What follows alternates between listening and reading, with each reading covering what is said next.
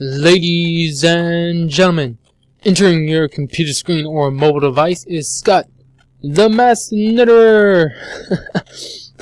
Wow, that is awful. Anyway, last video, or a few videos ago, someone said my intro was lame and I should get a new one.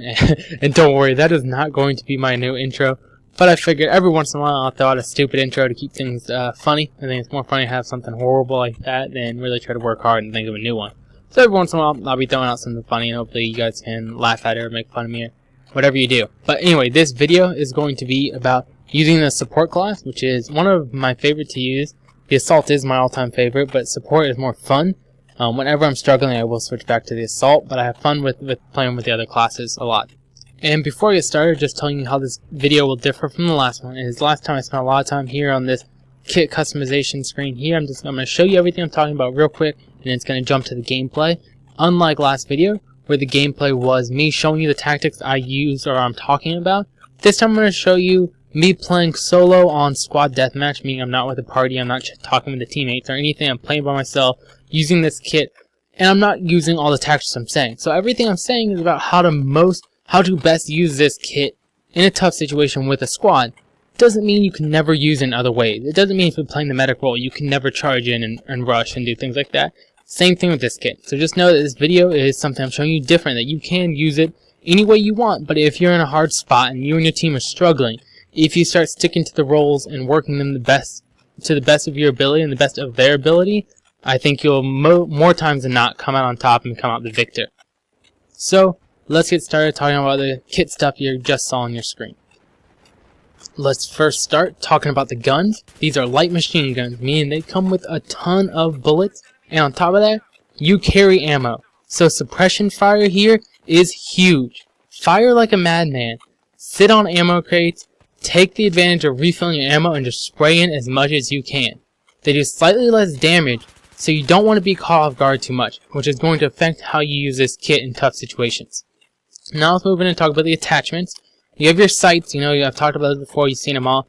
I'm still a fan of the holographic, but I am colorblind, so whatever. Then we have the underbarrel attachments.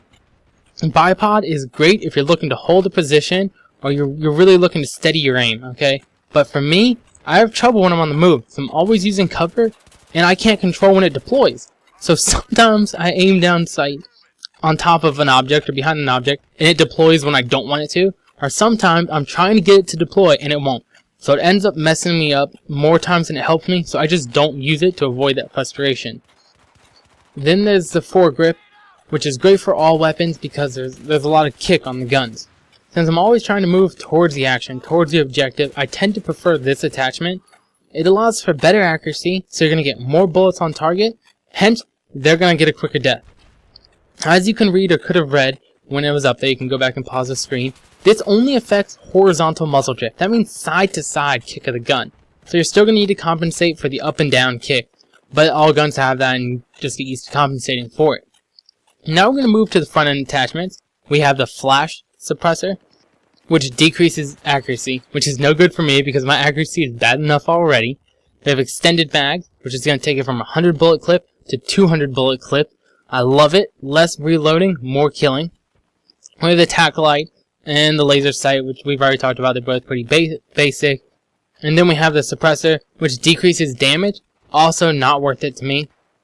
So I run extended mags almost exclusively. Now we'll move on to the gadgets. And for gadget 1, there's only one, and that's the ammo box. This is really great for the team that stays alive a lot. You really only need one because you still have the option, you or anyone on your team, to pick up other kits if you're really running low on ammo that bad. And there's a lot of other kits to choose from. If you're playing by yourself, I prefer having health rather than extra ammo because I don't mind picking up other kits. As we move to slot 2, there are a few options for you. Start with the C4 explosive. In BF3, you cannot throw it that far like you could in Bad Company 2, so I really don't run this too much.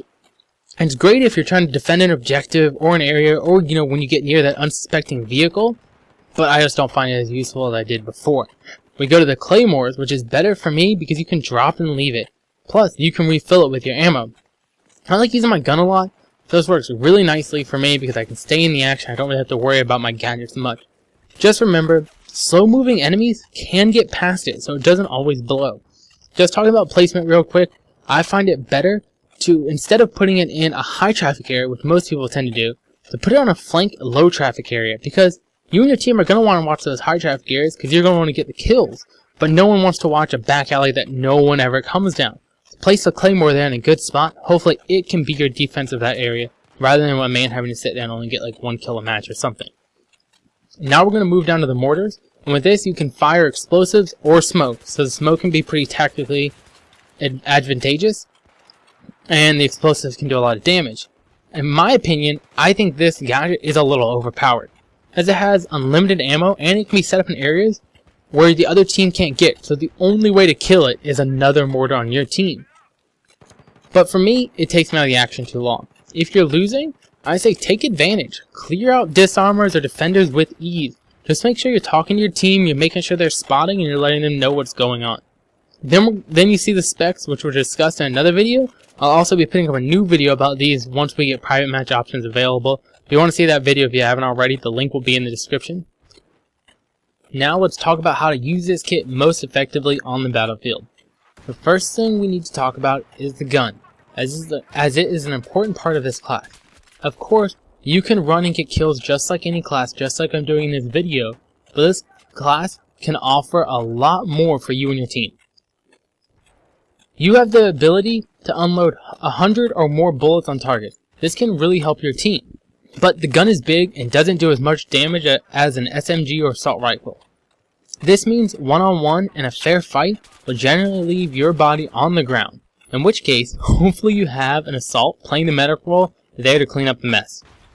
So, like the medic, this class is best if you slow down and not be the lead man on your team. Instead, follow an assault, NG, or an all-kit recon, and spread out as to not allow double kills. I'll say this again and again, multiple times throughout all my videos. Keep space between you and your team and never allow the other team to get double kills on you.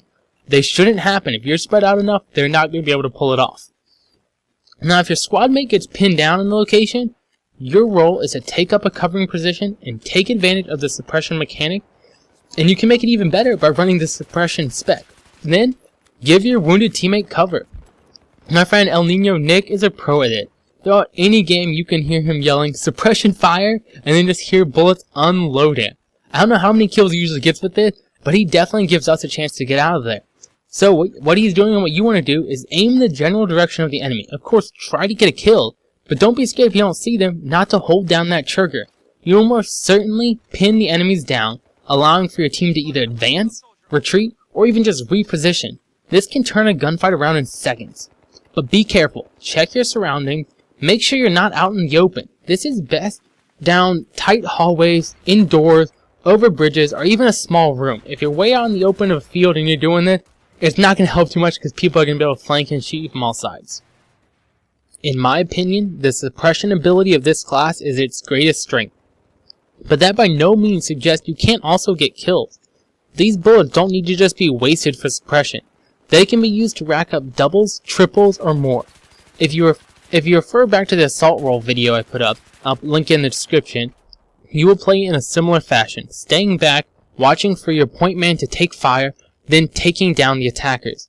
You have the bullets. Don't be scared to keep firing a few extra, just in case the enemy squad is stupid enough to spawn in without asking their squad mate for an all clear sign.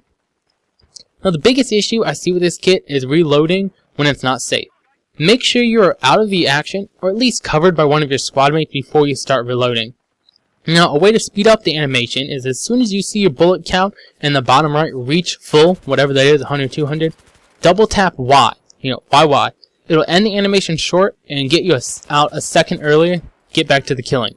Now, when firing this weapon, especially for long range encounters, I tend to use burst fire, just holding down the trigger, tapping the trigger, not holding it down non-stop. But if I think I'm going to die, I back off. You've got to know when you're out of range, or when an enemy might have a gun with better accuracy or damage than you. It doesn't mean you don't have good accuracy, just it means this gun is not going to land as many bullets as other guns might in the game. So don't be scared to pull out every once in a while. Wow, another that's what she said. Man, these are going to come up every video. Anyway, back to the topic. When you get up close to an enemy, hold down that trigger and just keep the reticle close to the target. You'll get them. The sheer ability to just unleash 3 to 4 times the bullets as other kits in the game makes this a brutal force on the battlefield. You move a bit slower, but it doesn't mean you can't get the same number of kills as everybody else. The last tip here is about the ammo you carry and where to drop it.